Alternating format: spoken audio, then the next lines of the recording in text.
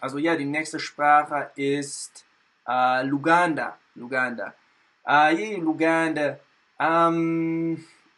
Njiga Luganda kubanga muganzi wange muna Uganda.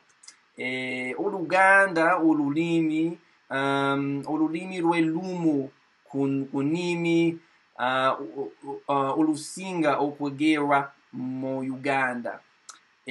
Chetu lwaki njagala nnyo okuluyiga. Ndowooza sinosobola okwogera Oluganda bulungi nnyo, naye nsuubira Oluganda lwange lutegeerekeke.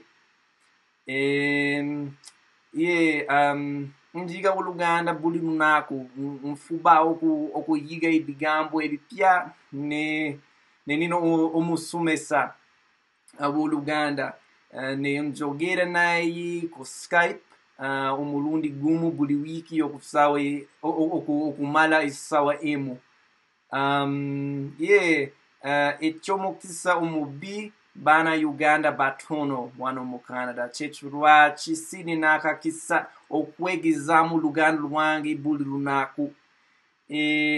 Naye ngezaako okulaba videos ku YouTube mu Luganda kubanga kati nfuba nnyo okuyiga okutegeera Luganda bulungi kubanga newankubadde mmanyi ebigambo bingi nkyafuna obuzibu okutegeera.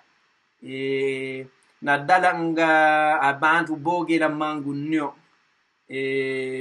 Kinzibuwalira okutegeera buli kimu. Mbadde njiga Oluganda okumala emyezi nga 8 oba 9. Ensonga endala lwaki njiga Oluganda eri nti njagala nnyo okugenda e Uganda ne muganzi wange. Njagala okulya emmere ya Uganda, njagala okumanya family ya muganzi wange, ne njagala